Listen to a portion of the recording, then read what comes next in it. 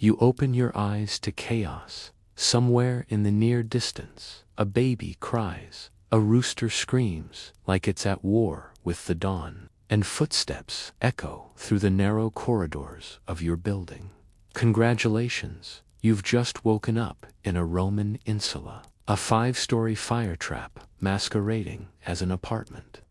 Your room is barely the size of a broom closet, with stone walls that leak in the winter and sweat in the summer.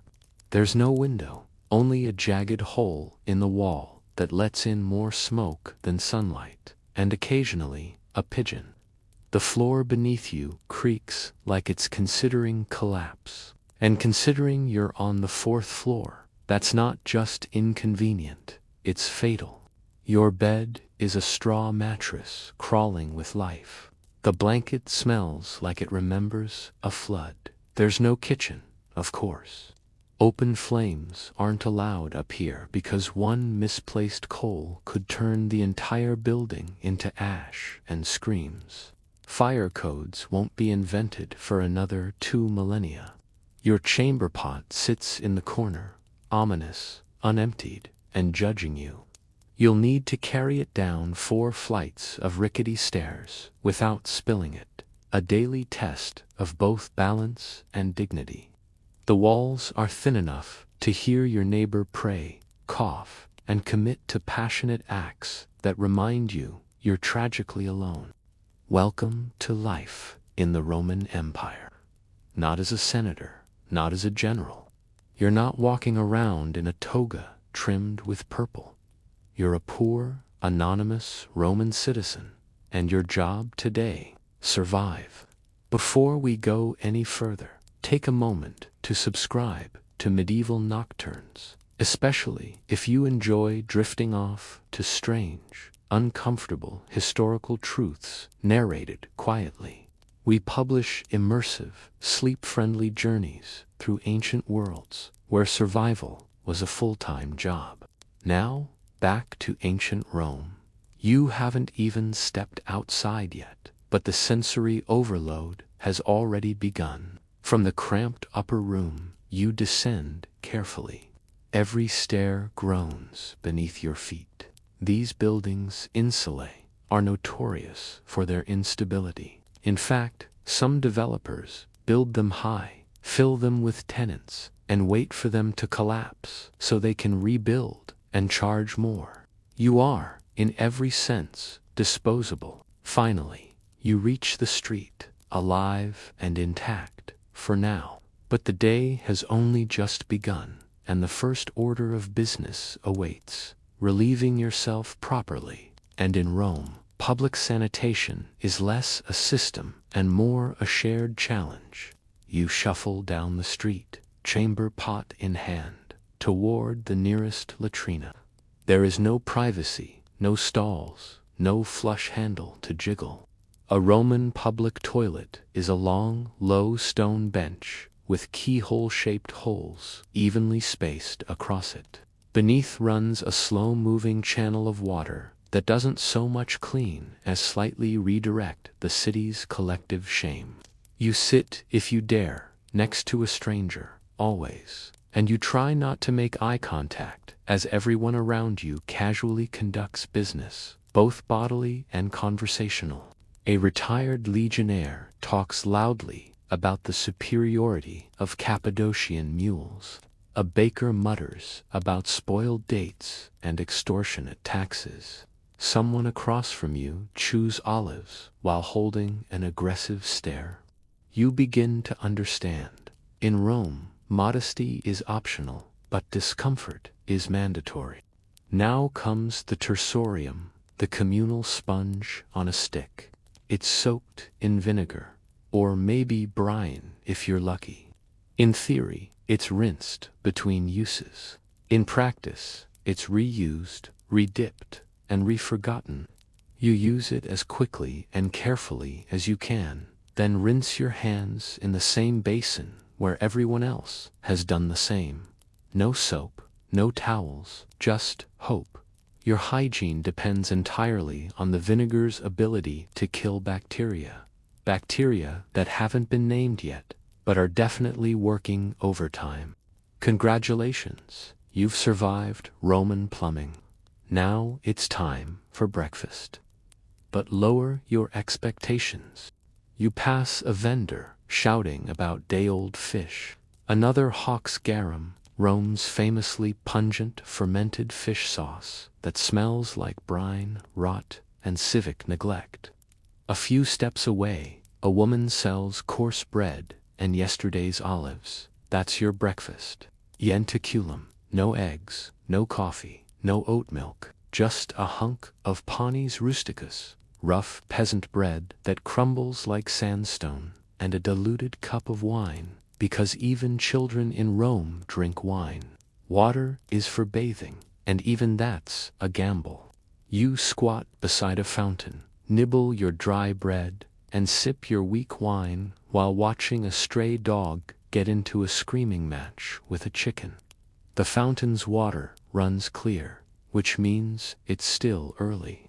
By mid-morning, the public spouts will be crowded with shouting, sweating citizens filling jars, washing feet, or, if you're lucky, fighting over a spot to dunk their entire child. Breakfast concludes in under 5 minutes. You're not full, but you're not fainting. That's enough. Now it's time for labor. You're not a senator. You're not even a merchant. You're a laborer, a cog in the machine of Rome's grand ambitions. The Roman workday doesn't begin at 9 a.m. It begins when the sky starts to lighten and the foreman starts to shout. There's no punch clock, just a shouted roll call and the immediate threat of a docked wage, or worse, a beating with a vine staff for being late. You're a manual laborer, which means your body is the tool, and tools wear down. Today, you're hauling bricks. Yesterday, it was digging ditches. Tomorrow, maybe mixing mortar or carrying amphorae of olive oil up the Palatine Hill. There's no rotation, no protection, rest. Your sandals are so thin, they may as well be regrets strapped to your feet, and your tunic clings to your back like wet linen paper. The sun hasn't cleared the rooftops yet, but already you're sweating. Dust settles into every crease of your skin. Your only reprieve is the occasional gulp of lukewarm water from a shared jug that's been sitting in the sun since sunrise. The flavor profile, terracotta and regret. You're not alone, of course. Hundreds of others toil beside you. Some are citizens like you. Others are enslaved people, unpaid, unloved, and utterly voiceless. Rome is built on their backs, but they are denied names in most records. One trips on a broken tile and drops a bucket of plaster. The foreman shouts. Everyone pretends not to notice. If you're a woman in the workforce, your tasks are no easier, only less acknowledged. You might be weaving wool in a dark alley for 10 hours straight, or selling herbs at a stall while keeping 3 children from being trampled. You're also expected to keep the household running, tend to your sick mother-in-law, and probably not die in childbirth this month. Multitasking before there was a word for it. For the lucky few with education, work means scribing letters, teaching spoiled aristocratic children, or running errands for someone who never remembers your name. None of it is glamorous. All of it is mandatory. By mid-morning, your hands are blistered, your back aches like it's been cursed by a minor deity, and your foreman has already insulted your parentage 3 times. There's no union, no lunch hour, no workers' comp. If you get injured, you go home. If you're still conscious, you'll bandage yourself with rags, mutter a prayer to Asclepius, and hope your wound doesn't fester. But the day isn't done. You've got another 8 hours of labor ahead, give or take. And if you fall behind, there's always someone more desperate to take your spot. In Rome, the machine keeps turning. with or without you. Work finally pauses, not ends, for a midday break. If your supervisor is in a merciful mood, you might get half an hour to gnaw at a second piece of bread or sip diluted wine under a meager patch of shade. You don't rest. You brace, because the Roman street is not a place for idle comfort. Back outside, you navigate a city that is alive in the worst possible way. The streets teem with merchants shouting over one another in Latin, Greek, and curses. Fish guts glisten in the sun, trampled underfoot by goats, slaves, and barefoot children. Thieves and pickpockets move through the crowds like invisible wasps, waiting for one moment of distraction. Rome is brilliant, yes, but it stinks. Open gutters line the middle of most roads, carrying a cocktail of urine, spoiled food, animal waste, and yesterday's bathwater. If you trip off the curb, your sandal becomes a holy offering to filth. And if you fall, good luck. People will step over you, unless you're bleeding loud enough to make it inconvenient. Carts thunder by with reckless abandon. Though heavy traffic is technically banned during the day, it happens anyway, because laws only apply to people who can't bribe their way out. No speed limits, no crosswalks. If you're slow, you're dead. And then there's the air. A choking mix of wood smoke, body odor, incense, frying garum, and the scent of uncollected death. Stray dogs drag something unidentifiable past your feet. Someone nearby is shouting about a lost mule, but no one listens. Rome has no time for your problems. Even the city's infrastructure feels weaponized. The famous Roman roads, precise, enduring, and innovative, become treacherous with every step. Slippery marble patches, uneven stones, and random pits invite twisted ankles and worse.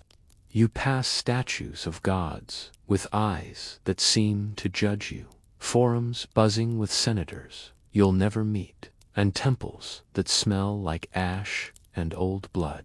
Somewhere ahead, a public speaker stands atop a crate, rallying a crowd with promises of grain subsidies and tax reforms. The crowd mostly listens for the entertainment, not the politics. This is Rome, after all, where spectacle matters more than truth.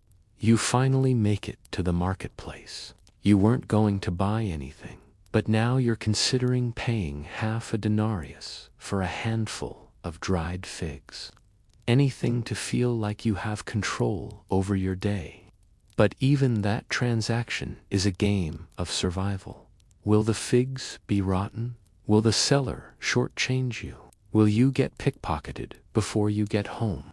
This is just a walk to the market, and you've aged 10 years. The Roman street is not a place you stroll through, it's something you endure. You've made it through the market with your dignity bruised, but your coin pouch still intact, barely. Now comes the one luxury you're almost allowed to enjoy: water. Not the kind you drink, mind you, that's a gamble at best. You want to wash the grime off your face, maybe even your arms. Good luck.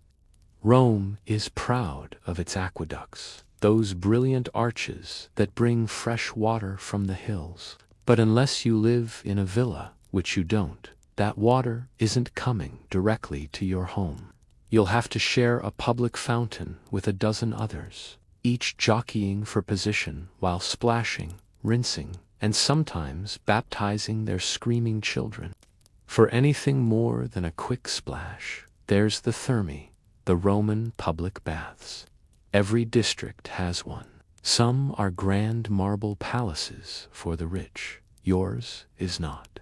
Still, it's the only place where a laborer can pretend for 15 minutes that life isn't entirely dust and regret. You enter with a thin wooden token, maybe provided by your patron if you were polite this morning, and step into a steamy cavern of flesh, noise, and water that may or may not have been changed this week. There are no towels, no personal space, just steam, sweat, and the occasional philosophical debate shouted over the sound of someone burping up last night's lentil stew. The process begins in the appetiterium, the changing room. There are no lockers, just hooks. Leave your clothes and hope they're still there when you get back. Then it's on to the tepidarium, the warm room where you start to sweat. That's followed by the caldarium, the hot room, essentially a sauna, where the air feels like soup and the floor scorches your soles. You scrape sweat and grime off your skin with a strigil, a curved metal tool used in place of soap. Then you rinse, barely, in a communal basin. You are now marginally cleaner than before, but also more aware of everyone else's hygiene levels. Someone next to you scratches their armpit and splashes. You silently consider bathing in vinegar for the rest of your life. The final stop is the frigidarium, the cold plunge. You enter, scream internally, and then resurface, gasping. It's refreshing, briefly. Then someone cannonballs next to you and ruins the moment. You leave the bathhouse damp, dizzy, and more exhausted than before. Still, it's one of the few times during the day that you feel vaguely human, and by Roman standards, that's as close to luxury as you're going to get. Just remember, you're probably absorbing a little lead every time you bathe, because those brilliant Roman pipes, they're made of the same metal that poisons slowly and invisibly. So yes, you're cleaner, but maybe a little madder. You step back onto the street after your bath, steam still clinging to your skin, hair damp, tunic wrinkled from the hook it hung on. You're temporarily clean, but Rome has other plans. Within minutes, the dust finds you again. A passing cart splashes something brown and unidentifiable across your sandal. A goat brushes against your leg and leaves behind a memento. You sigh. Rome is like that, unapologetic, unrelenting, and always damp where you wish it wouldn't be. Now comes the part of your day where you're supposed to relax, maybe catch a break. But leisure in Rome is not for the likes of you. You're not sitting under fig trees reading Virgil. You're not discussing Stoic philosophy while sipping spiced wine in a shaded portico. You're more likely sitting on a stone step, watching others do those things. If you're lucky enough to have a few coins left, maybe you visit a street vendor for a warm chickpea fritter or a piece of honeyed pastry. If you're not, you chew another piece of that same stone-hard bread from breakfast and pretend it's something better. The sky is beginning to dim, which means the day's chaos is only changing costume, not slowing down. Entertainment. Oh, Rome has plenty, and almost none of it is what you'd call peaceful. You follow the murmurs of a crowd down a side street until you find yourself outside the Colosseum. The sun's glow hits its arches like gold, but the air inside is iron and dust. Admission is free, because the state wants you distracted. You take a seat in the upper rows, squeezed between a shouting baker and a drunk soldier, both betting loudly on which gladiator will bleed first. Below, in the sand-streaked arena, men fight to the death for the cheers of a restless city. If you're sensitive, too bad. This is what passes for recreation. Steel clinks, blood splashes, and the crowd roars like it's watching a comedy. To them, this is comedy. But maybe blood sport isn't your thing. So you wander toward the amphitheater. A play is about to start, something bawdy and vulgar. The punchlines involve sausages, divine impersonation, and at least one slapstick pratfall. The crowd howls. Art in Rome isn't subtle. It's loud, crude, and designed to keep your mind off taxes and grain shortages. If you're brave enough, you stop by the Circus Maximus. Chariot races at breakneck speed, no guardrails, just horses, sand, and adrenaline. The crowd is divided into factions, each cheering like their lives depend on it. Sometimes they do. The crashes are violent. The betting is intense. You clap when others clap. You cheer when they cheer. But deep down, you're exhausted. Rome demands your applause, even when you're too tired to blink. As the sun finally dips behind the rooftops, the streets begin to shift again. The merchants pack up, the beggars grow bolder, and the dangers of night in the Roman Empire begin to stir. The sun slips away behind the rooftops of Rome, and with it goes any illusion of safety. Nightfall doesn't bring silence here, it brings something far worse. A shift. The buzzing streets of commerce and spectacle begin to mutate into something darker. Rome at night is a different animal, one with claws. You make your way home cautiously. Streetlights don't exist. Only the rich burn oil through the night, and you are not rich. Most people rely on torches, the moon, or memory to find their way through the maze of alleys. You know every step between your insula and the main street, but tonight it feels longer. Every shadow holds a whisper, every noise a threat. The vigils, Rome's version of police and firefighters, are supposed to patrol the night, but they are underpaid, undertrained, and frequently uninterested in your safety. Some are brave, some are asleep, and others are easily bribed. If you scream in an alley and a vigil hears you, there's only a 50-50 chance they'll help. The other 50, they might rob you too. You press on. Somewhere ahead, a fight breaks out outside a tavern. Slurred Latin, crashing pottery, and a woman yelling at someone named Titus. You duck your head and keep moving. Rome's nightlife isn't for the faint of heart. It's for those who are drunk enough to forget how dangerous it is, or dangerous enough to thrive in it. Women walking alone. That's a risk so steep it might as well be a death wish. Rome doesn't take kindly to unaccompanied women after dark. You're either mistaken for a criminal or treated like prey. Respectability doesn't matter in the shadows. And then there's the fire risk. Your insula, made of wood, brick dust, and prayers, is one knocked-over lamp away from becoming a funeral pyre. Cooking after dark is technically illegal, but rules are flexible in a city this crowded.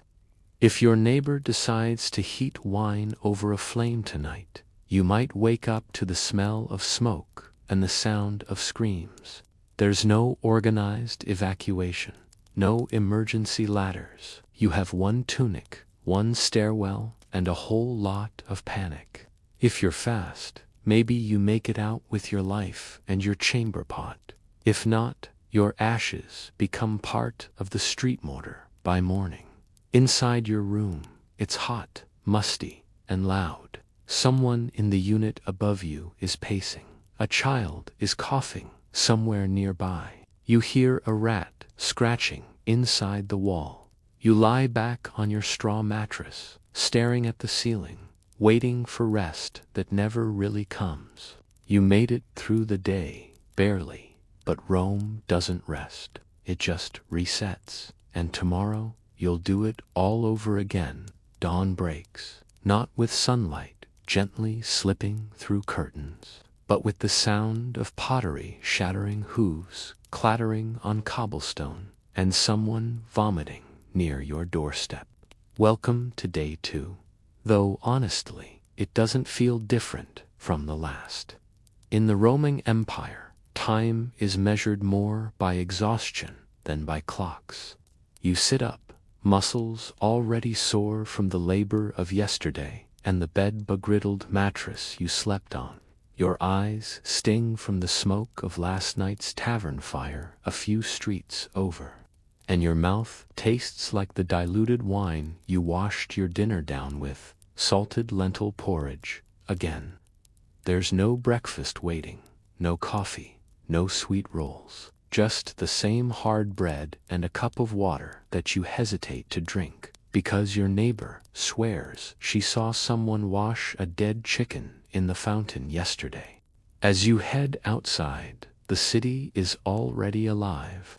Bakers knead dough in open ovens, pushing hot loaves to vendors. But those aren't for you. Those are for the wealthier families who can afford fresh bread. You nod to the man who sells boiled snails on sticks. He doesn't nod back. You're not a customer, just part of the scenery. You make your way toward your labor site, careful not to step into the waste-lined gutters. The smell is worse than yesterday. A donkey carcass is slumped in a corner, half covered with straw and completely ignored. No one will move it until a city official complains, and even then, only if it affects property values for someone important. The Forum looms ahead, grandeur and grit mixed into one. Marble columns catch the rising sun, glowing with the illusion of order. Senators bustle past in crisp togas, discussing laws and land disputes, while slaves carry their scrolls and umbrellas.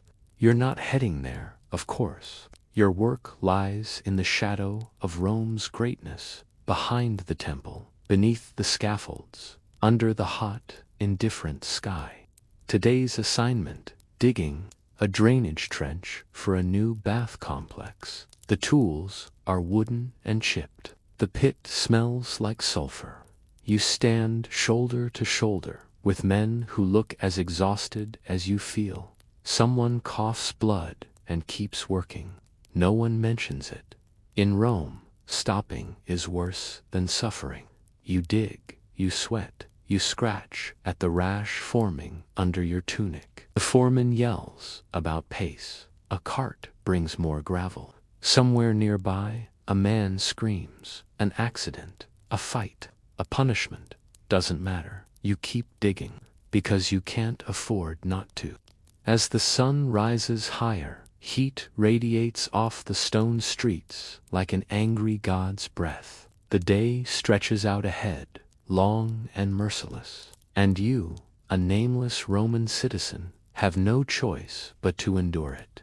The sun is directly overhead now, searing the city in a dry, merciless light. There's no breeze, just the smell of dust, sweat, and garum rising from every stone.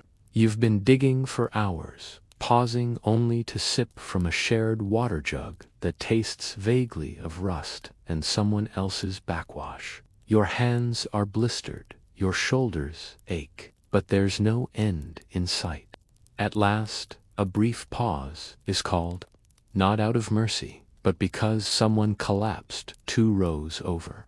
The foreman curses, drags him into the shade, and tells someone else to take his place. You sit on a pile of rubble, trying not to pass out. Lunch is a few olives, a crust of bread, and, if you're lucky, a smear of bean paste wrapped in a wilted fig leaf. There's no cutlery, no napkin. You wipe your fingers on your tunic and call it a meal. Your lunch break happens to be beside the road, where carts rumble by and pedestrians hiss at the dust. A beggar limps past, shaking a wooden cup. He's missing a hand. You look away, not because you're callous, but because you're just a few bad days away from joining him. A woman nearby sells roasted nuts and honey cakes. They smell like heaven, but you can't afford them. Instead, you chew your hard bread like it owes you money and pretend not to notice the child picking through a pile of trash for fruit peels. Back to work. This time you're hauling bricks, stacked 6 high across your arms like punishment. You move them from one end of the site to the other, dodging carts, barking dogs, and other laborers moving just as blindly. No one speaks unless it's to complain or threaten. Jokes are rare. Laughter even rarer. The foreman, a man whose hobby appears to be yelling, shouts something about speed. You move faster. Your foot slips on a patch of gravel. The bricks wobble. One falls. He notices. You brace for the insult. Maybe worse. But he only snorts, mutters something about incompetence, and moves on. You've been lucky today. As the afternoon wears on, the heat starts to thicken. The stones radiate it. Your tunic is soaked, your skin burned red, and the inside of your mouth feels like you've licked a potter's kill. Still, you press on, because that's what you do. It's not about pride, it's about survival.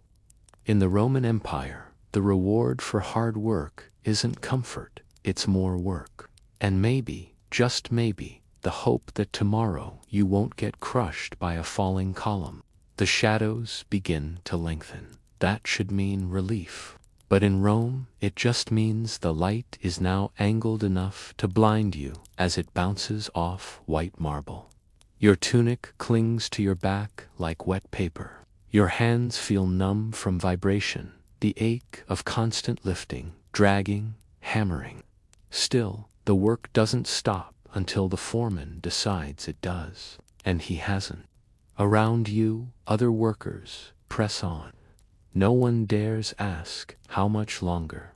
Complaints aren't tolerated, they're liabilities. The city doesn't run on gratitude, it runs on silence and worn-down bodies. You keep your head down and your steps steady. If you collapse, there's no safety net. You'll be replaced before the dust settles. Eventually, by some miracle or sheer boredom, the foreman grunts the word everyone's been waiting for. I'd go. It's not kindness, it's calculation. The light's failing, and productivity drops. You're no longer useful, so you're dismissed. Just like that. You walk home, through the chaos again, past shouting vendors, barking dogs, clashing carts. You're too tired to notice the details this time. The smell of garlic and fish guts, the sound of someone playing a lute with more passion than talent. The chants of temple priests somewhere off to the east. Rome is still alive, still vibrant, but you're just trying not to trip over a cobblestone and shatter your knee. At a corner fountain, you stop to rinse your hands. The water is tepid, and a rat runs behind the basin. You ignore it. You've seen worse. You splash your face. Someone else is already elbowing in beside you. There is no such thing as personal space. Near the steps to your insula, a neighbor is arguing with a fruit vendor. Loudly, colorfully, a crowd has gathered, not to intervene, but to enjoy the show. Romans treat street arguments like theater, and no ticket is required. You slip past the growing crowd and begin the climb home, for flights, each one steeper than you remembered. Your knees pop, your calves burn, the wood creaks beneath your weight. At last, your room. The door scrapes open with that same groan of reluctant hinges. The air inside is stale and still. The mattress awaits, its straw poking through like thorns. You drop onto it and stare at the ceiling. A chunk of plaster falls off and lands beside you. You don't even flinch. Outside, the city thunders on, drunken laughter, chanting, the occasional scream. But inside, it's quiet. For now, you close your eyes. Not to sleep. That will come later, maybe. You close your eyes to forget, just for a minute. Sleep when it arrives, is light and filled with interruptions. You drift off to the sound of sandals shuffling past your door and wake again when someone upstairs stumbles into a wall. Then a rat squeals. Then a baby starts wailing 2 floors down. You roll over, pressing a rag over your face to block out the thin moonlight streaming through the hole in your wall. Eventually, your body gives in. Not because it's comfortable, nothing about your room is, but because exhaustion is the closest thing you have to medicine. But Rome has no respect for your slumber. The city wakes early and loudly. The first signs are always the same: hooves on cobblestone, shouting vendors, and the groan of iron hinges as storefronts are unbarred. Someone drops a crate of amphorae nearby. It shatters. You're awake again. Another day begins. You stretch, then regret it. Your shoulders feel like they've been hit by a chariot. Your hands are stiff, swollen. The straw in your mattress has shifted, now gathered in a lump near your hip. You make a mental note to fluff it tonight. You won't. There's no breakfast waiting, just another piece of dried bread you stashed yesterday.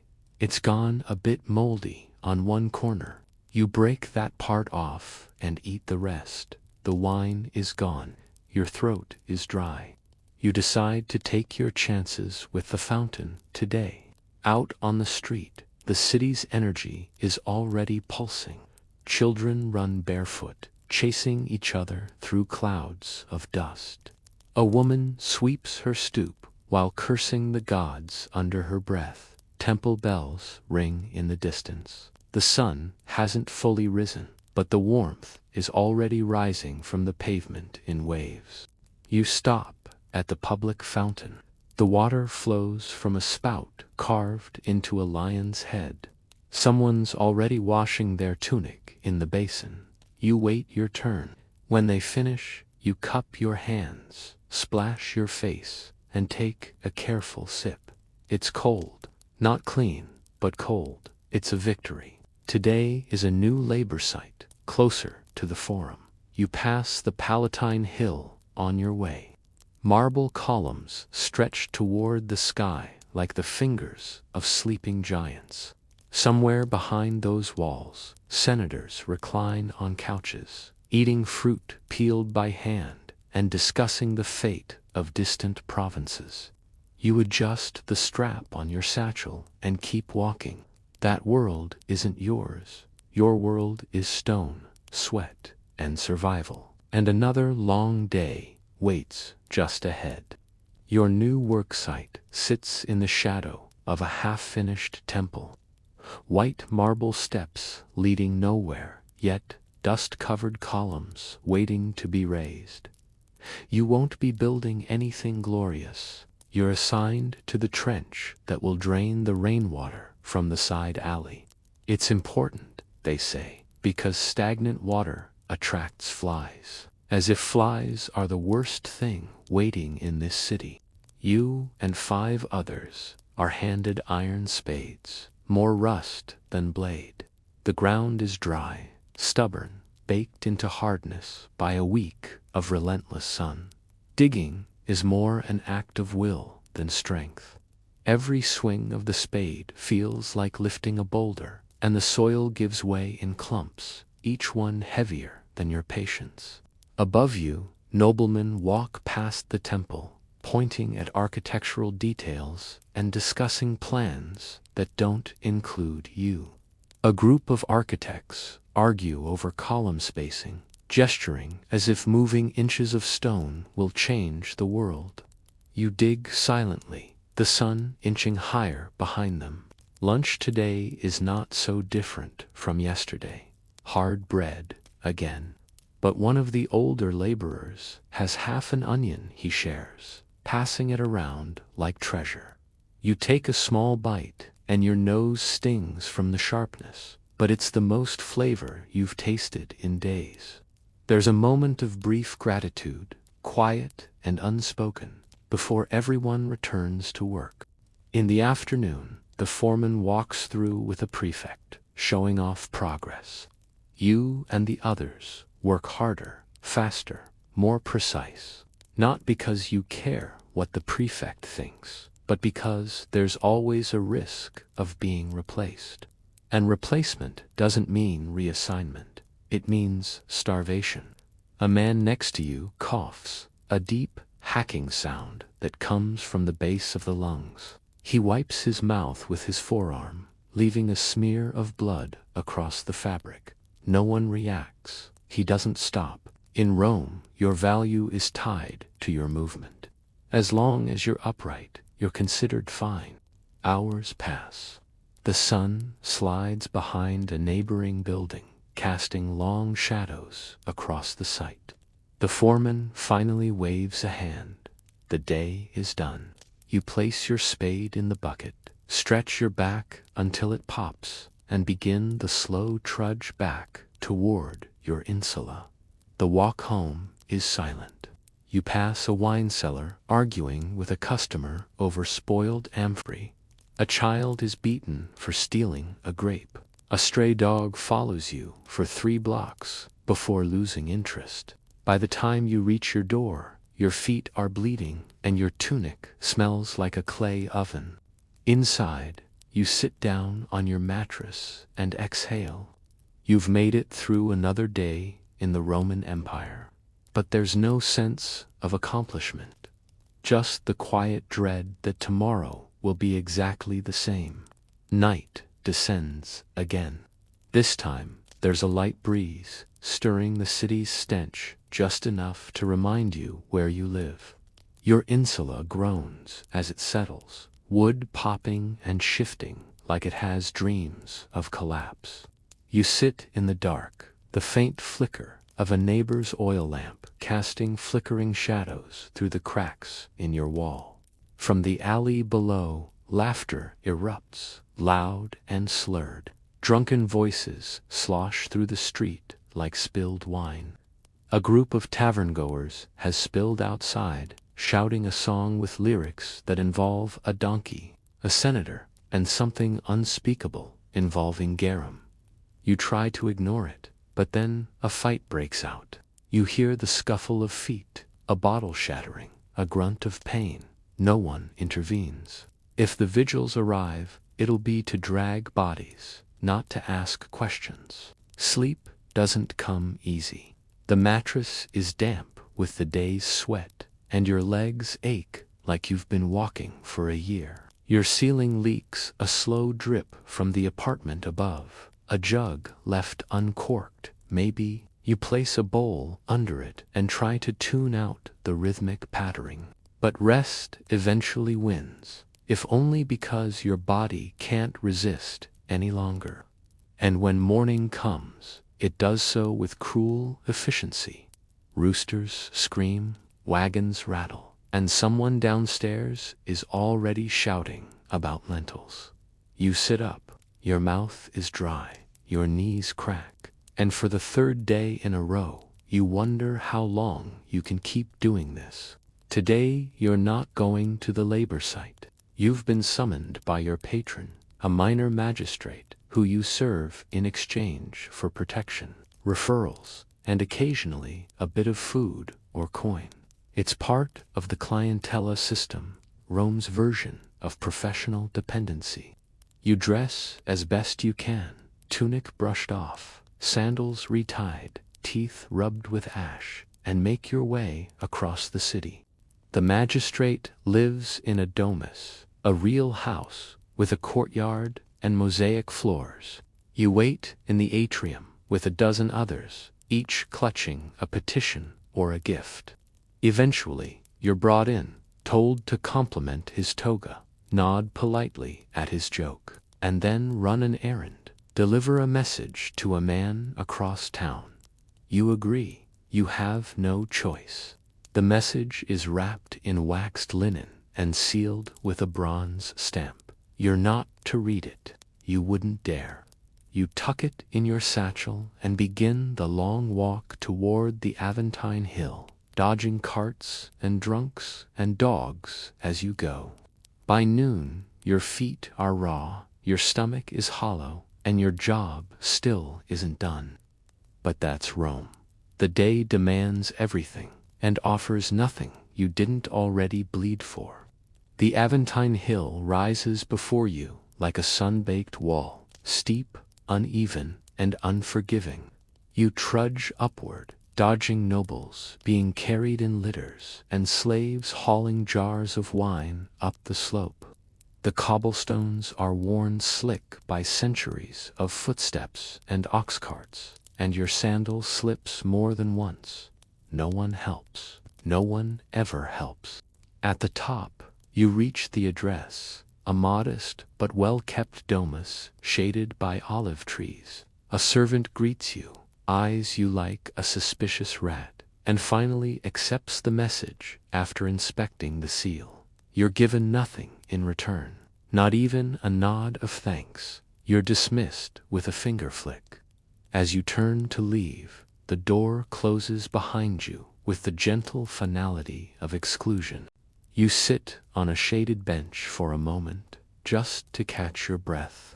Around you, wealthy Romans stroll through private gardens, their tunics spotless, their sandals too clean to have ever touched the subura. A young boy tosses a ball carved from pig's bladder into the air, while a nurse watches from the shadows.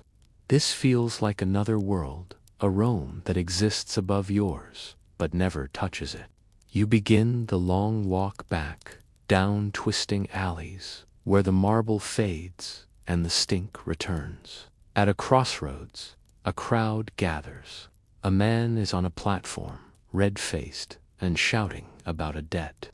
He accuses another man of cheating him, and the accused responds by throwing a punch.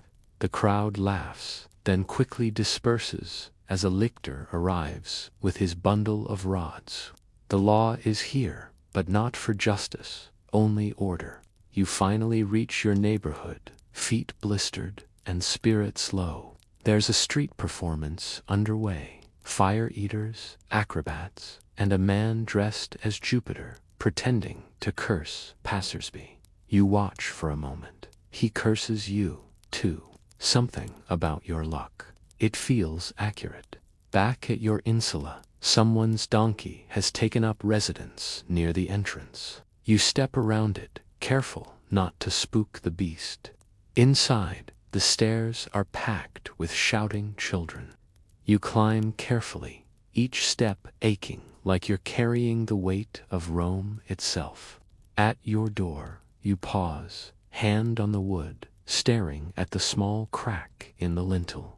You've been meaning to fix it. You won't. Inside, your room is stifling.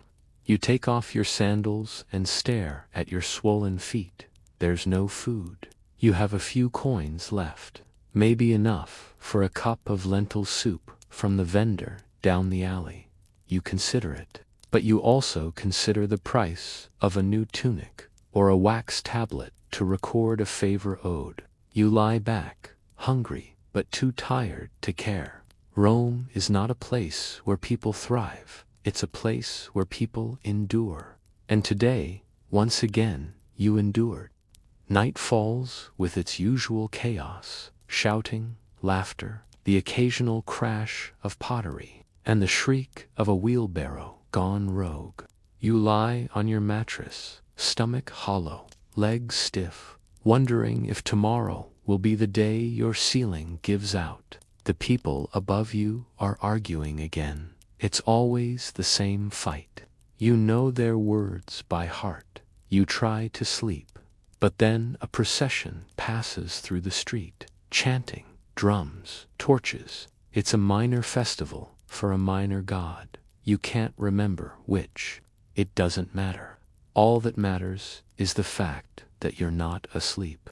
When morning comes, it does so with the subtlety of a dropped amphora. A rooster crows. A woman yells. Somewhere, a door slams with enough force to rattle your teeth. You sit up, throat dry, back aching, and wonder if your knees will keep working through the end of the week. Today, there's no labor. not because it's a holiday, but because you've been summoned to court. Not as a defendant, not quite, but as a witness. Your neighbor's brother has accused someone of theft, and you, unfortunately, were there when it happened. You tried to leave before things got messy, but someone saw you. So now, you're part of it. The court is held in the basilica, a vast echoing space near the forum with columns so tall they seem designed to shame you. The magistrate sits on a raised platform, flanked by scribes. Everyone else stands. You wait your turn in a crowd of anxious faces. When you're finally called, you step forward and repeat what little you remember. A scuffle, a broken jar, a tunic that might have been blue or black. The magistrate doesn't look at you. He looks at the man who brought you. He nods. You're dismissed. Later, someone tells you that the case ended with a flogging. You ask who was flogged. No one answers. You head home through the midday heat, weighed down by dust and bureaucracy. You pass the Temple of Saturn, where smoke rises from a sacrifice. The smell of burning bull flesh clings to your clothes. Someone sings an off-key hymn nearby, while vendors hawk amulets said to protect against curses. You consider buying one, but you don't. Back at your insula, a pigeon has gotten inside and refuses to leave. It flutters near your ceiling, knocking loose a piece of plaster that hits your foot. You hiss, the pigeon coos. You lie down again, hands behind your head, staring up at the crumbling ceiling. You've avoided arrest, injury, and fire, at least today. That's worth something, isn't it? Maybe. Another sunrise, another grind. You wake up sore in places you didn't know could ache. Your legs are stiff, your shoulders feel like they've been hit with a gladius, and your mouth tastes like old clay. You blink up at the water-stained ceiling and realize, once again, that you're still here, still in Rome, still surviving. Today you return to labor, back-breaking, brick-hauling, skull-pounding labor. You head out before the streets become impassable with carts, hoping to beat the worst of the sun. At a stall, you trade one of your last coins for a cup of watered wine. It's warm, slightly sour, but it will get you through the morning. As you pass through the Subura, you spot a procession winding through the narrow lanes. Priests of Cybele, the Great Mother, beating drums and dragging statues on wooden carts. Some of them are self-flagellating. You step aside. Religious ecstasy in Rome often bleeds into the streets, literally. The job site is no different than before, though the project has changed. Today, you're assisting a crew rebuilding a collapsed sewer wall. You climb down into the pit. The Cloaca Maxima, Rome's ancient sewer system, smells as foul as its name promises. The stench clings to your skin, clothes, and soul. Your job is simple. Stack bricks, pass mortar, repeat. You do it in silence, ankle deep in muck, while rats skitter along the ledges. One man slips and cuts his arm on a rusted nail. He ties a strip of tunic around it and keeps going. No one offers help. If he stops, he might not be called back tomorrow. Above you, the city continues without pause. You hear the clatter of chariot wheels, the chants of street preachers, the crack of a whip from a slave master losing patience. None of it matters down here. You are underground in more ways than one. At midday, you're allowed 10 minutes to breathe. You crawl up to the surface, squinting in the sudden light like a mole. You sit on a rock, sip more of that sour wine, and chew on stale barley cakes. They taste like floor dust, but your stomach doesn't complain. A philosopher nearby is ranting about the nature of duty and fate. He's talking to no one in particular, maybe just the gods. You nod along, not because you agree, but because it's something to do. Back in the trench, the work continues. The sun starts to tilt westward, but the shadows never reach you. The smell never leaves, and the ache only deepens. As dusk falls, the foreman finally grunts his dismissal. You climb out, clothes soaked, hands black with grime. You are no longer a person. You are a tool that Rome has used and set aside. But you're not broken yet. You walk home slowly, dragging your feet like anchors. The weight of the day clings to your limbs, heavier than the bricks you lifted. Rome continues to buzz around you. Street musicians pluck at lyres. A pair of drunks argue over dice, and a woman sells roasted chickpeas from a steaming cart. But it all feels distant, muffled by fatigue. Passing through the Subura again, you see a familiar face, a child you recognize from your building, sitting on the curb, counting cracked walnuts like treasure. He looks up at you, and you give a tired smile. He doesn't smile back. You can't blame him. Near your insula, someone is weeping in the alleyway. You don't look. In Rome, there are things you hear but never investigate. Not if you want to stay out of trouble. Not if you want to keep your body intact and your name off the magistrate's lips.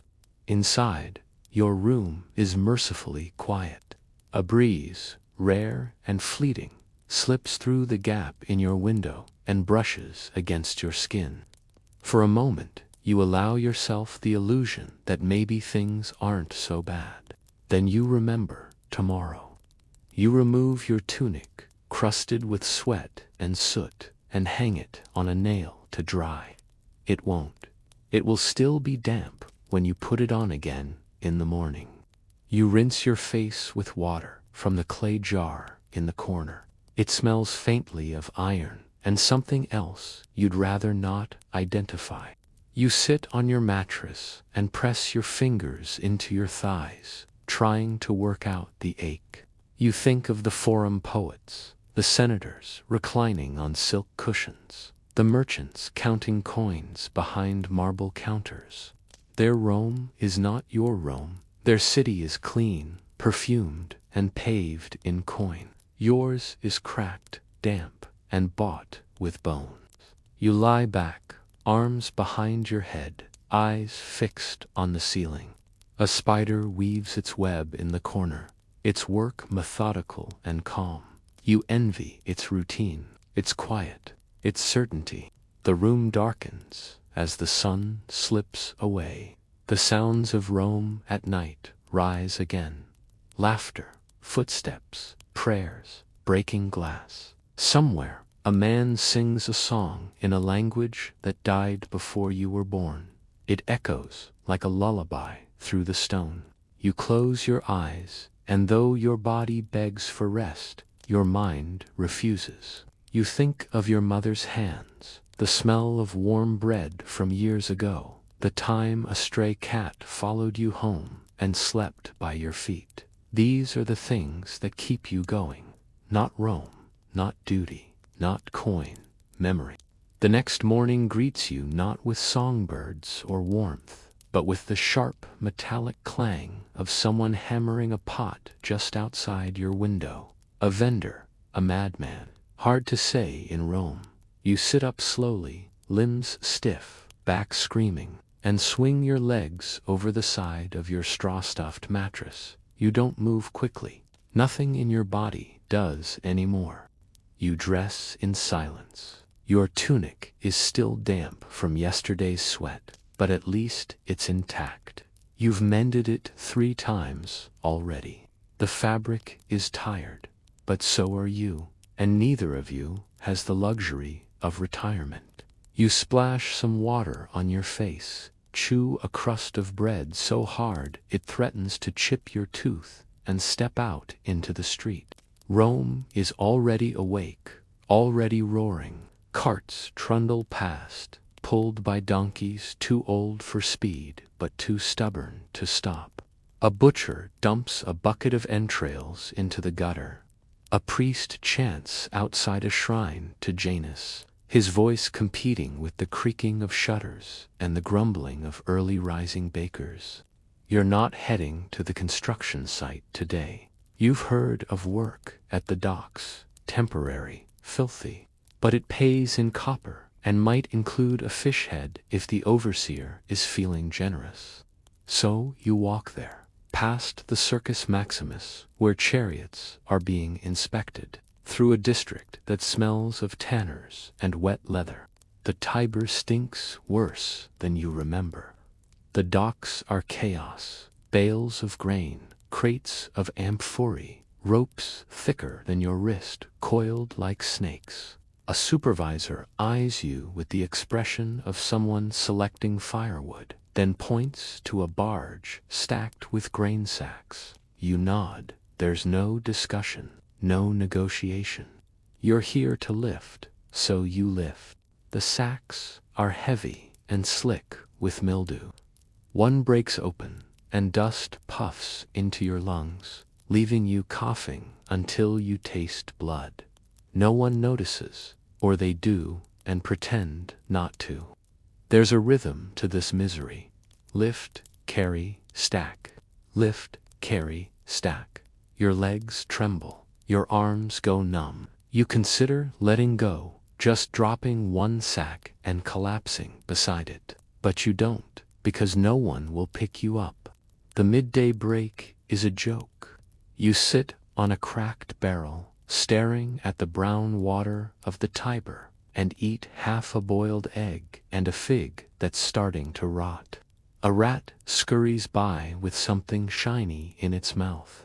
A boy, maybe 9 years old, tries to sell you a charm carved from bone. You shake your head. He scowls and walks off. When the day ends, the foreman tosses a few copper coins your way.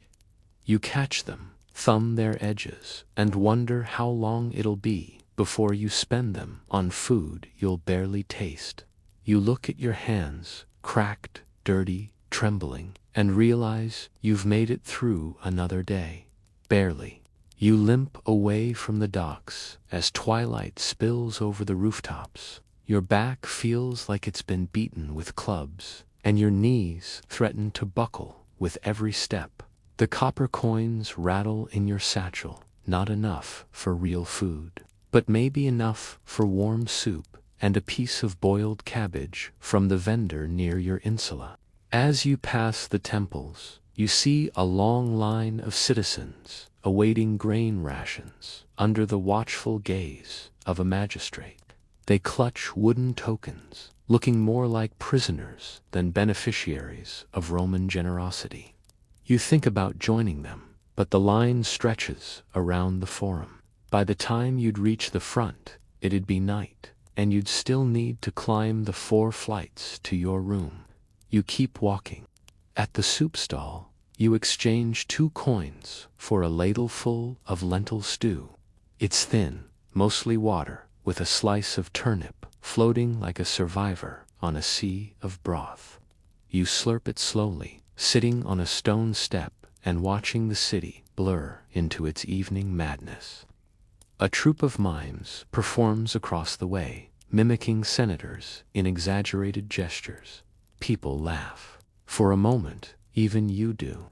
Then a soldier chases them off, calling them disgraceful. The crowd disperses. You finish your stew and return the clay bowl, nodding your thanks. The vendor doesn't respond. As night fully falls, the familiar tension returns. Rome becomes something else in the dark, a creature without rules. The rich retreat behind bolted doors and heavy shutters. The poor, like you, fade into the shadows and pray not to be noticed. Back at your insula, the stairwell is packed. Someone's arguing about missing sandals. Children cry.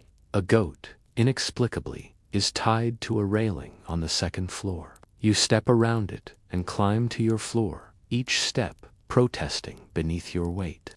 Inside your room, the air is hot and still. You light a small oil lamp, just enough to chase away the gloom.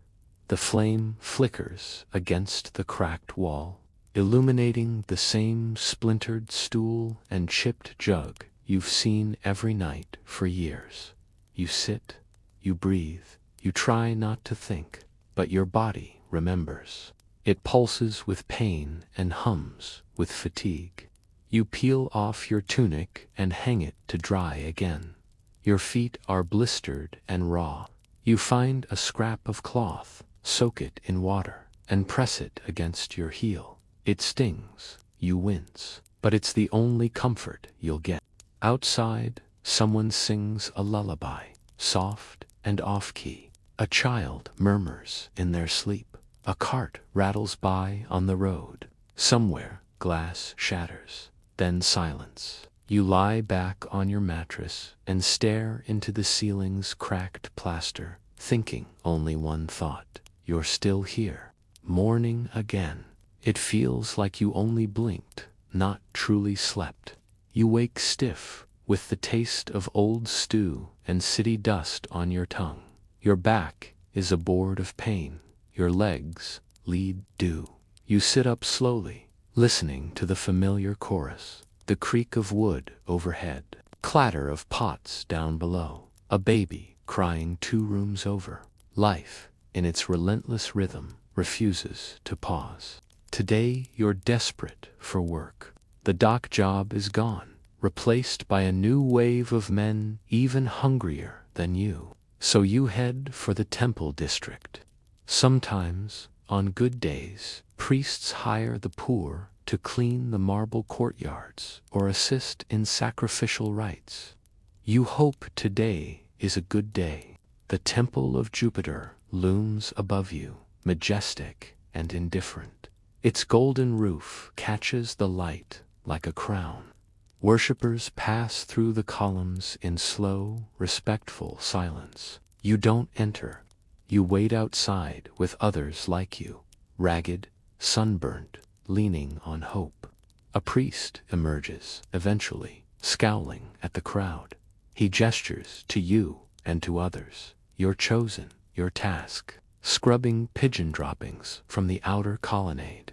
It's not glorious, but it pays. You're given a bucket, a cracked sponge, and a warning. Don't speak unless spoken to. You nod and get to work. As you clean, nobles pass by in white togas. They don't see you, not really. One drops a fig, and his servant picks it up before you can even flinch. You're not a person here. You're a shape, a shadow, moving around the foundations of their grandeur. Later, a sacrifice is performed.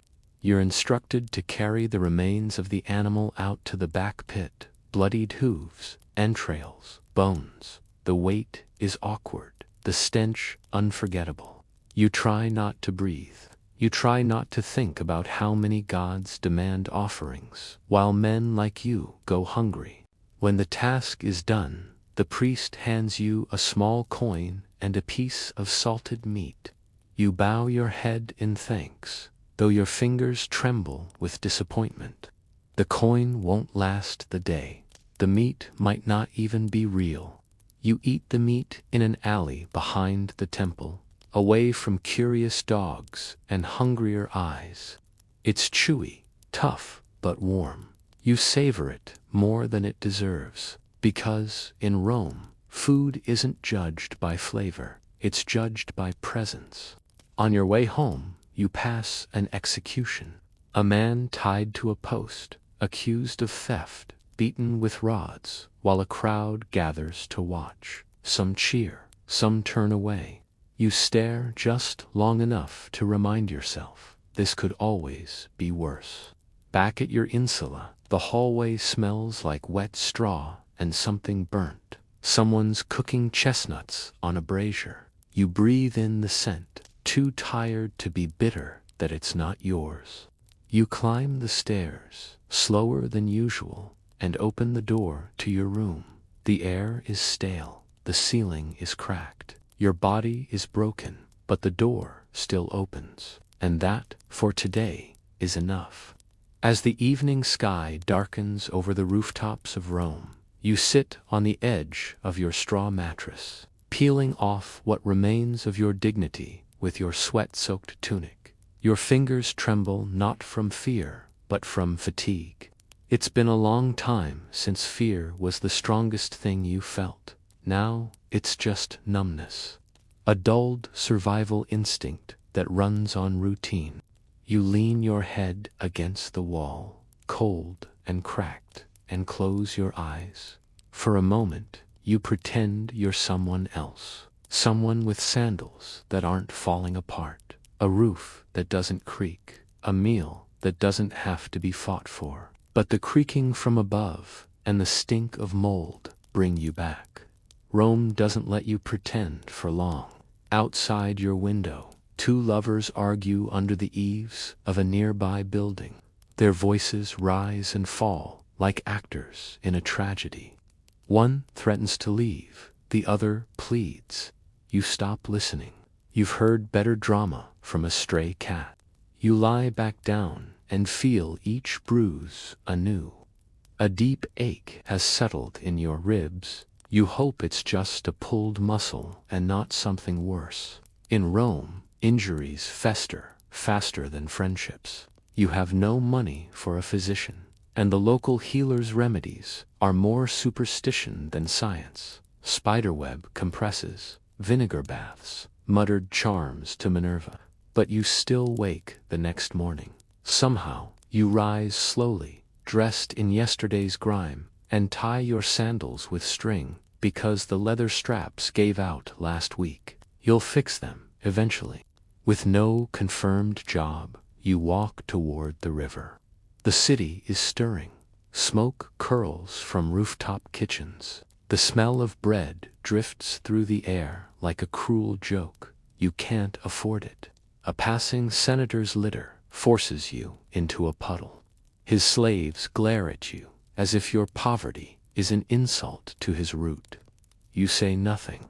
On the riverbank, you spot a group of men gathered around a flatboat. The captain's looking for help, unloading tiles from Ostia. You step forward, hand raised. He hesitates, then points. You're in. The work is brutal. The tiles are stacked high and wrapped in sea salt-crusted rope. The sharp edges bite at your arms, leaving lines of red that sting with every movement. One slips. It lands on your foot. You don't scream. You just breathe sharply and keep going. If you stop, someone else takes your place. Hours later, the job's done. The captain tosses you a half-dozen coppers and a heel of hard bread. You thank him with a nod, despite the fact that he hasn't once looked you in the eye. Walking home, you pass the Senate steps. A group of young men in clean tunics debates the nature of honor and legacy. You wonder if they've ever gone to bed hungry, if they've ever scrubbed blood from stone, or watched a friend die of an infected blister. Probably not, but Rome belongs to them. You're just renting space at its feet. The sun is setting again, casting long golden rays across the rust-colored rooftops and smoke-wreathed chimneys of the city. You stop at a public fountain on the way home, its lion-head spout dribbling a trickle of water into a cracked basin. You wash your face and hands, watching the grime swirl down the stone drain. A child stands nearby, filling a broken clay jug. He glances at you, eyes wary. You nod, and he looks away. Trust is rare in Rome. As you near your insula, the evening crowd thickens. Street performers dance on crates, jugglers toss flaming torches, and a musician strums a lyre with a voice like gravel. People cheer, toss coins. You stop for a moment, pretending you're watching, when really you're just resting. Your back aches like a bent tree. The coins in your pouch feel heavy, not because there's much, but because you know how little they'll buy. At the corner of your street, a woman shouts out charms and cures, love potions, fertility blessings, hangover salves. She waves a bundle of dried herbs like a wand. You nearly laugh. Rome is full of magic that solves nothing. Upstairs, your room greets you with its usual silence and smell. The sun slants through the cracked shutters, lighting the dust in golden beams. You sit on your stool and unwrap what's left of your bread. It's hard enough to cut skin. Still, you chew slowly. It gives your stomach something to focus on other than emptiness.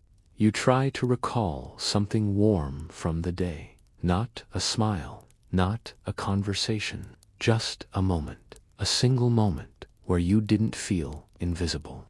Maybe it was when the captain nodded in your direction, or when the child at the fountain didn't run away. It's not much, but it's something. As darkness falls, the voices rise again outside. Arguments, laughter, drunken songs.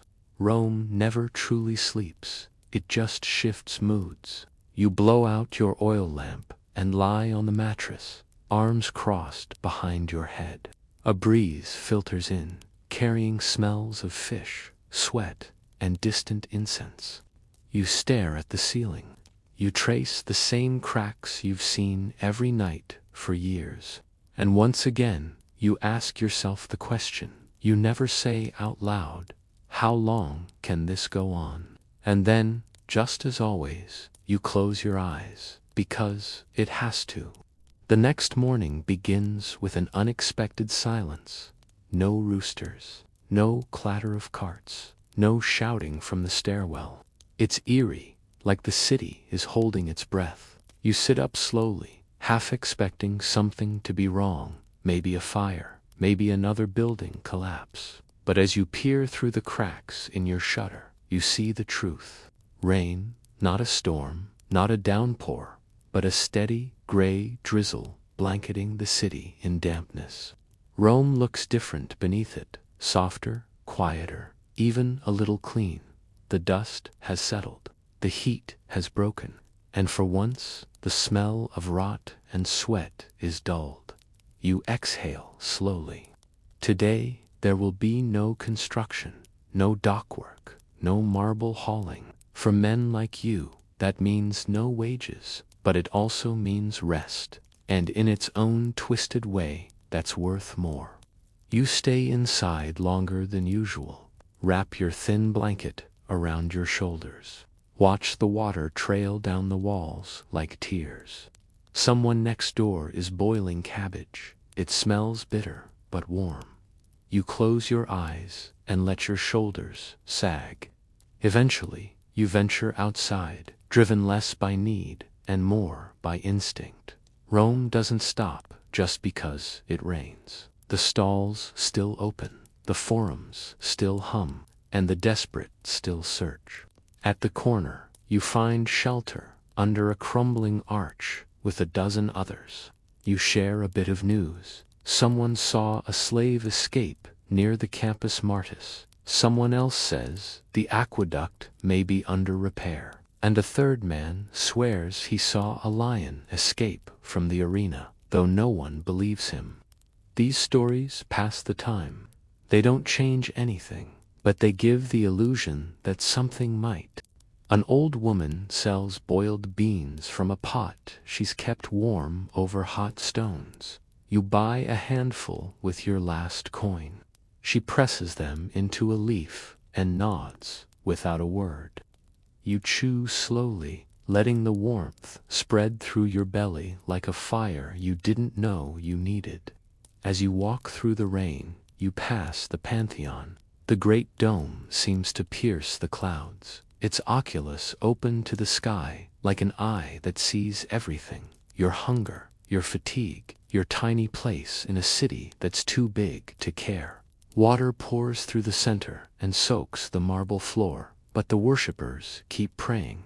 You wonder if the gods ever get tired of being asked for mercy. Later, back in your room, you dry off with your tunic. The rain has soaked the walls and your bedding.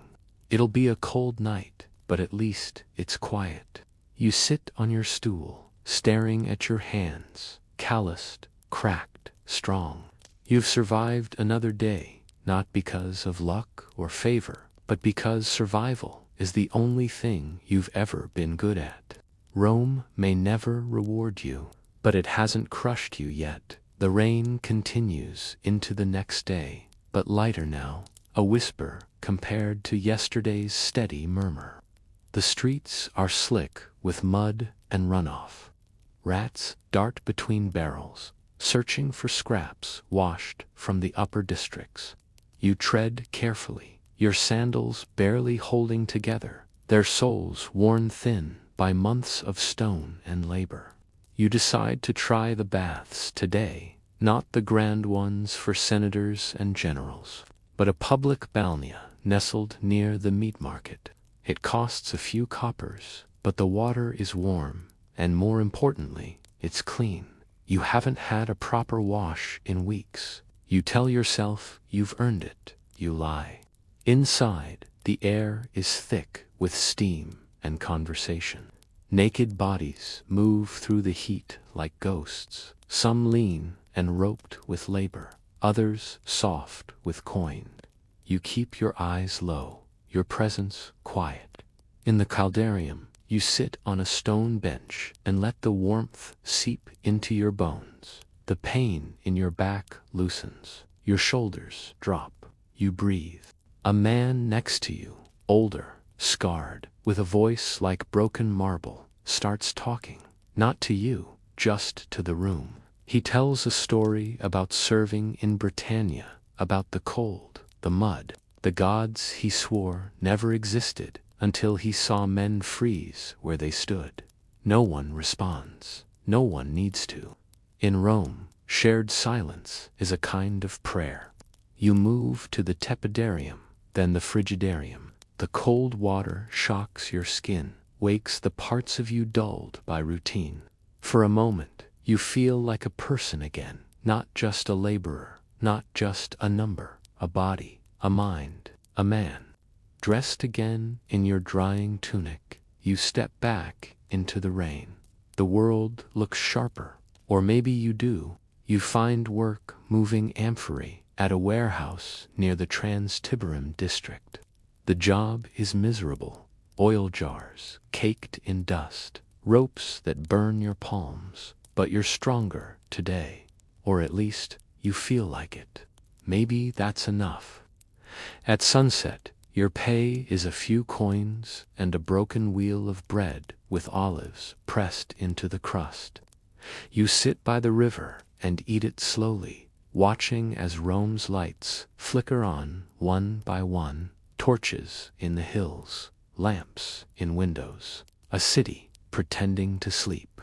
You walk home in the dark, past lovers huddled under archways, past drunks singing hymns to Bacchus, past a child lighting a candle at a tiny street shrine. You drop one of your coins in the offering bowl, not because you believe it'll bring favor, but because it feels like the right thing to do. Back in your room, the air is damp but quiet. You lie down, arms behind your head, feet throbbing, but heart strangely calm.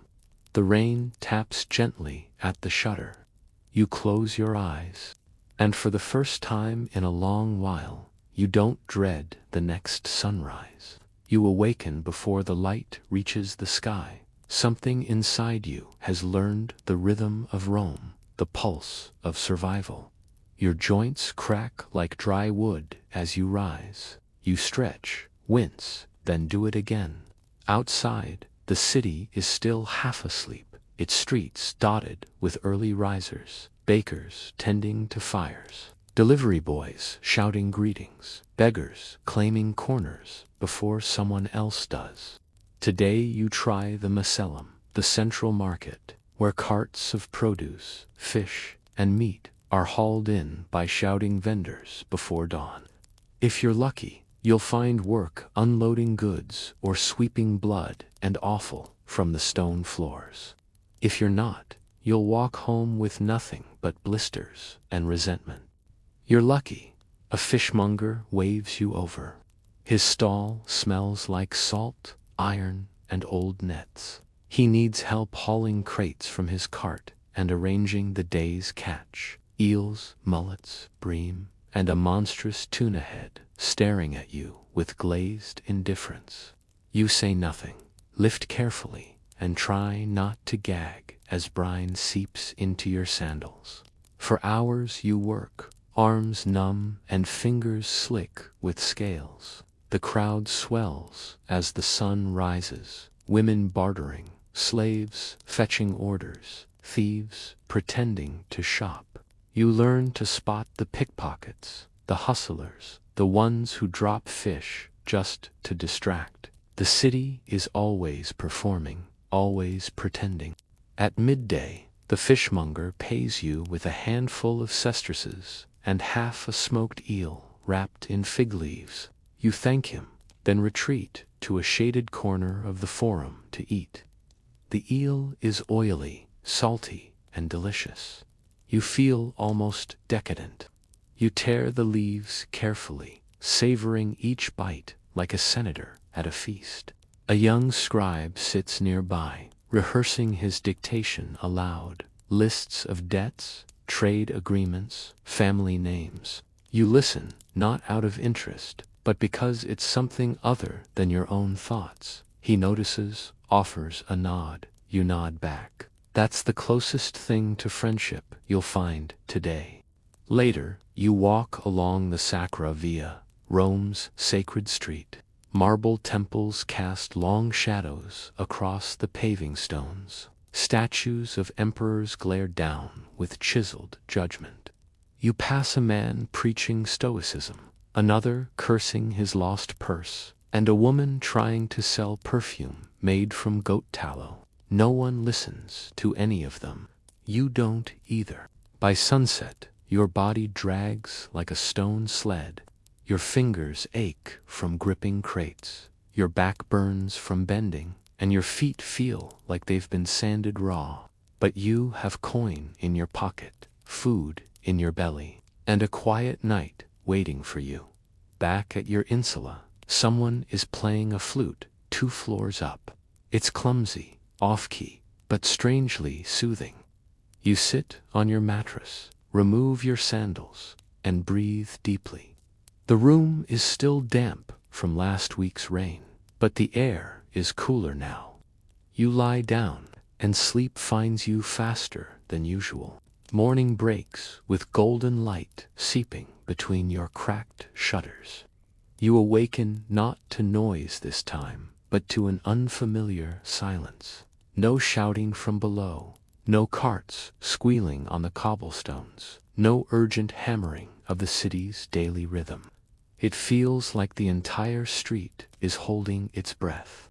You rise cautiously, heart pounding with the quiet dread only Rome can summon. You slip on your sandals and head for the door, your ears straining. The hallway is empty, dust motes dancing in the light. You descend the stairs and step into the street. That's when you hear it, the distant boom of drums, slow and deliberate. A procession. You follow the sound through winding alleys until you reach the main road. There, stretching far down the Via Triumphalis, a triumphal parade is forming. A victorious general has returned from campaign Germania perhaps, or Parthia. He rides a chariot of silver and ivory, his face painted red like Jupiter's, surrounded by legions in polished armor. Behind him, wagons carry spoils of war, golden idols, exotic animals in cages, painted shields from conquered tribes. You stand among the crowd. Peasants, freedmen, even senators come to witness the spectacle. Everyone cheers, but you do not. You know the cost behind every banner, every cheer. The slaves tied to the wheels of the chariot have hollow eyes. Some are children. The general raises his hand in a practiced gesture, and the crowd roars. A slave stands behind him, whispering the words, "Memento mori." Remember, you are mortal. A ritual meant to humble, though few truly listen. The parade passes, and the city exhales. Vendors flood the streets again, coins change hands, drunken spectators laugh and spill wine. The spell is broken. You head to the Subura, knowing today's work may be gone. But a Falonica, a cloth-cleaning workshop, offers a task. They need a laborer to help stomp urine-soaked tunics in vats until the dyes set. It's filthy, humiliating, and the smell is unbearable, but it pays. You roll up your tunic and step into the basin. All afternoon, your feet churn through lukewarm liquid, turning fabric under the watchful eye of a supervisor who drinks more wine than he speaks. By the time your shift ends, your legs are stained yellow, your nose dulled to the stench. You rinse off in a side channel near the aqueduct, barely caring if anyone watches. Modesty is a luxury you left behind years ago. That night, with a few extra coins, you buy a bowl of lentils and a handful of olives. You eat slowly, watching the moon rise between buildings. The sky is clear. Rome sparkles with torchlight and chaos. And as you lie down to sleep, your skin still damp from washing, your body sore but fed, you whisper a phrase you heard once, something a soldier said after surviving a campaign. Another day, another breath. That's enough. The next morning, the sky is leaden with clouds but holds no rain. The air is thick, clinging to your skin like damp cloth. You rise slower than usual, not from laziness, but from the weight of routine. Every part of you aches, not sharply, but dully, constantly, like a city bell ringing beneath your skin. There's no plan today, no promise of work. So you do what Romans without coin do. You wander, not aimlessly, but hungrily, eyes scanning every corner for a sign, a need, a whispered job. You end up at the Field of Mars, once a training ground for legions. It's now dotted with merchants, jugglers, gamblers, and those pretending to be useful. You mingle, hoping to blend in, hoping someone calls out, I need hands, but no one does. You're just another shadow in a city of silhouettes. Eventually, you spot a funeral procession approaching from the north. The bier is decorated modestly, carried by slaves. The deceased, an older man wrapped in fine linen, must have had some wealth. A hired mourner wails, theatrically. A priest waves incense, muttering Latin prayers. You follow at a distance, not out of grief, out of habit. Funerals often mean food. Offerings for the dead sometimes become offerings for the living. Leftovers passed to beggars, discarded fruit, cups of watered wine. You don't find much today, only a half-eaten date and a crust of bread. But you take them with quiet thanks and move on. By midday, your stomach is still growling. You sit on the steps of an old bathhouse and watch the world pass by. A wealthy man stumbles from a tavern, vomits into the street, and laughs. A slave girl chases after a runaway chicken. Two boys steal a fig from a fruit stall and vanish before the owner notices. It's Rome, decay and beauty, theft and prayer, all stitched together with dust. Eventually, you rise and head toward the Aventine Hill, the noble districts, not because you belong there, but because they sometimes need workers, gardeners, messengers, lamplighters. You don't expect kindness, but coin doesn't need kindness. A gatekeeper turns you away, another waves you through. You find work carrying water jugs for a matron's bath. She doesn't look at you. Her slaves don't speak. You carry until your arms go numb, then leave with 2 coins in your hand and a bruise on your shoulder where the jug slipped. You spend the coins immediately. A slice of honeyed bread from a stall near the temple of Ceres. It's sweet, rich, the kind of food you'd forgotten existed. You close your eyes and chew slowly, letting it coat your tongue like gold. That night, your room feels warmer, or maybe your stomach has tricked your body into thinking all is well. You lie down, listen to the distant drums of another celebration, and pull your blanket over your chest. Your life is still hard, still uncertain, but tonight you tasted something sweet. And that, for now, is enough. Dawn creeps over the rooftops like a thief, slipping between chimney smoke and morning prayers. Today begins not with hunger or aching, but with an odd sound, chanting, echoing faintly through the alleyways. You step out of your insula and follow it, drawn by curiosity more than purpose. The voices lead you to a small, hidden courtyard where a Christian gathering is taking place. They speak in hushed tones, offering bread and wine to each other. You don't go in, watching from the shadows, instead. In Rome, religion is everywhere, but this one is dangerous, quiet, defiant.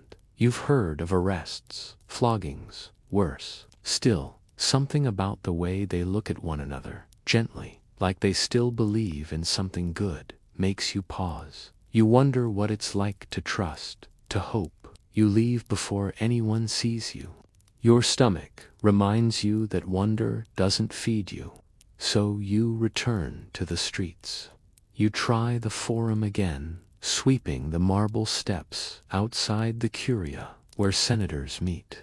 A guard lets you, as long as you stay out of sight. You sweep for hours, boots and togas brushing past without so much as a glance. When a senator nearly trips, he scowls at you as if you moved the stone to spite him. Still, you're given a coin. Just one, but it's silver, not bronze. You stare at it in your palm, almost afraid to spend it. You could trade it for 2 meals, or half a tunic, or even a candle and a warm bath. But you hold on to it, not out of greed, but to remember what it feels like to have something last longer than a moment. Later, you wander toward the Circus Maximus.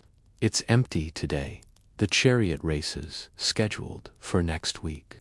But the place still vibrates with energy, ghosts of crowds, of thunderous hooves, of emperors raising their fists in triumph.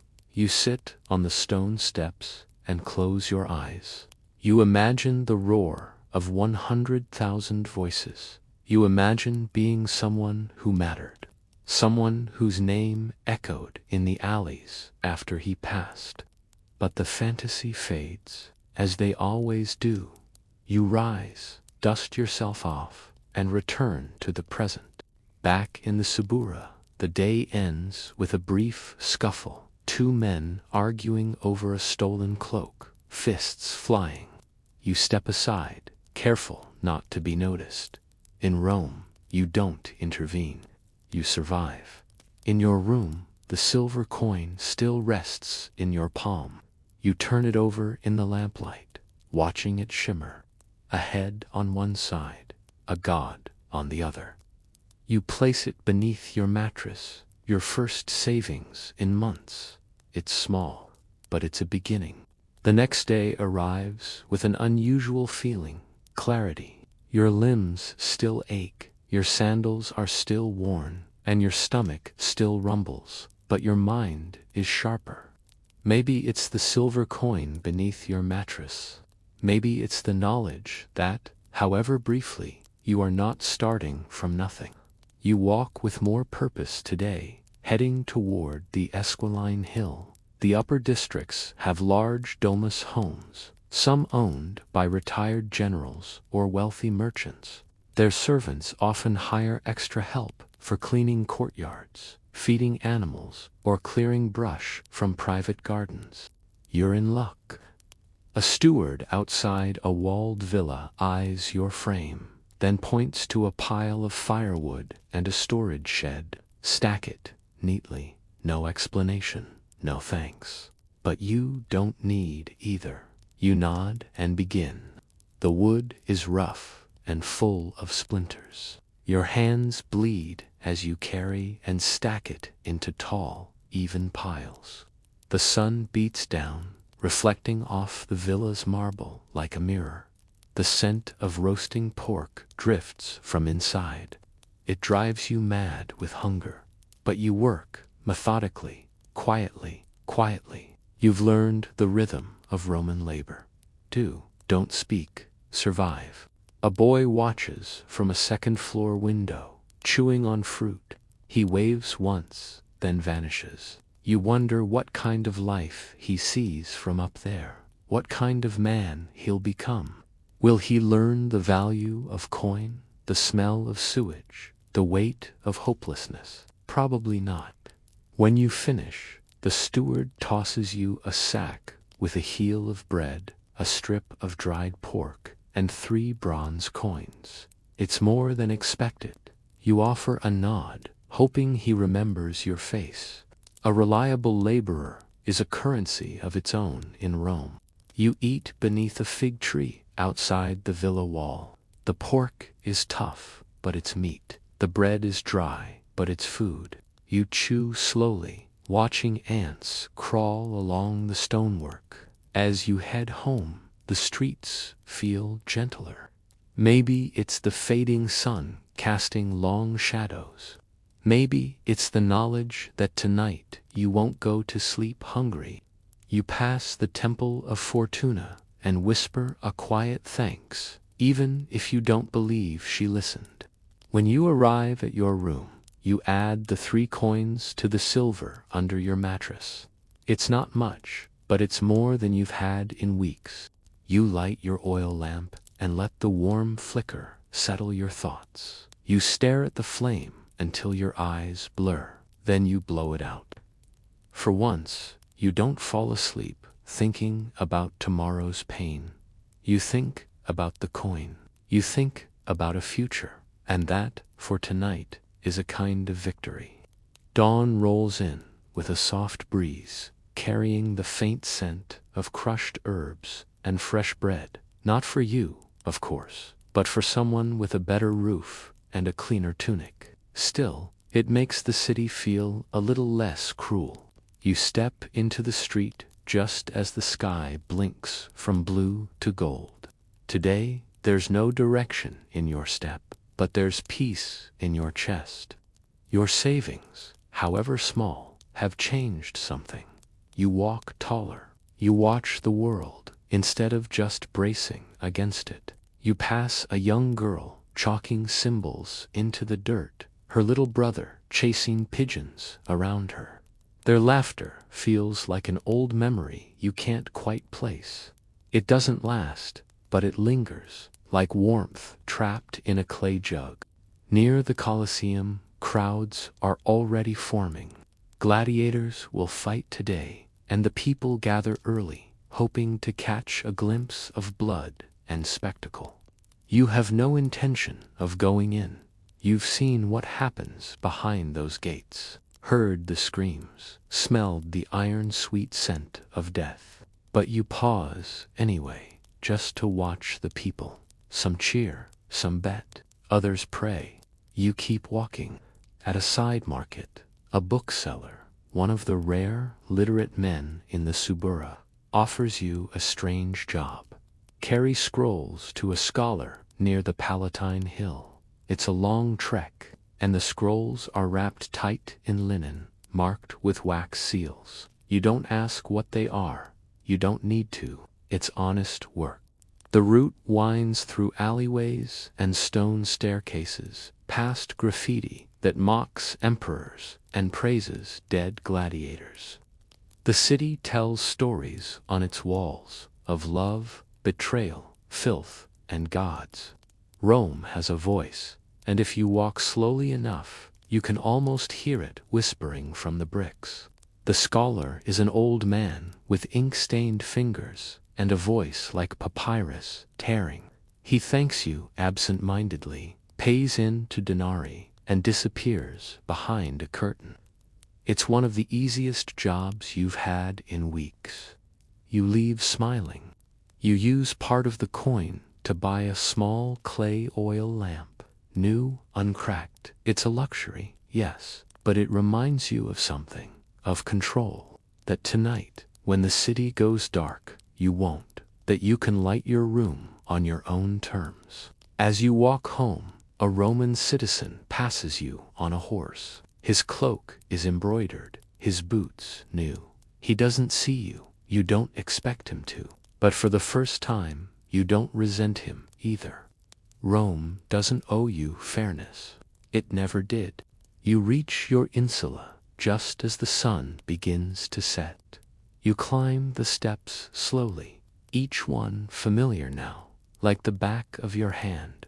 Inside, you place the lamp on the floor, fill it, light it. The flame flares gently, casting shadows on the walls you've stared at for years. But tonight, they look different.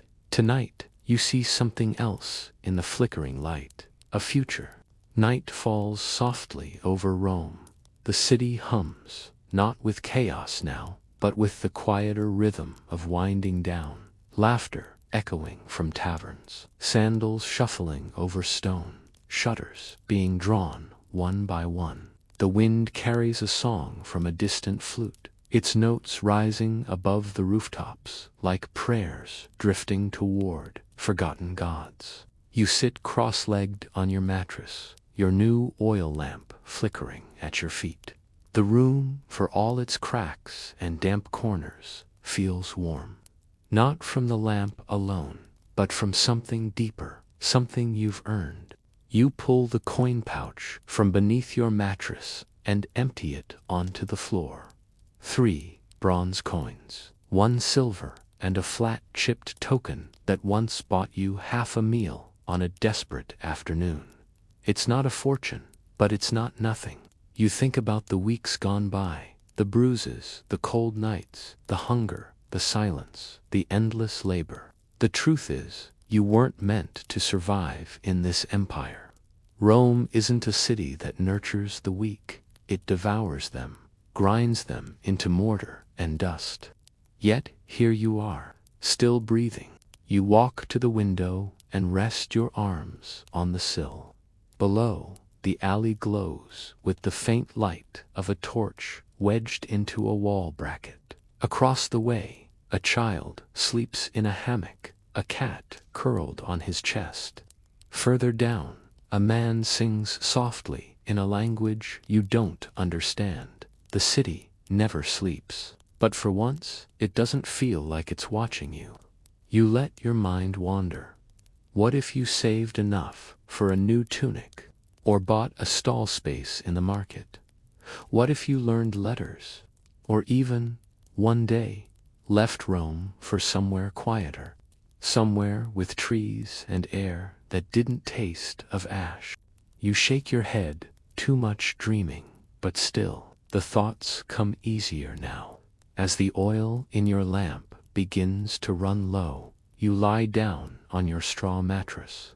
The room is still, your breath is steady, and for once, you don't dread the next sunrise.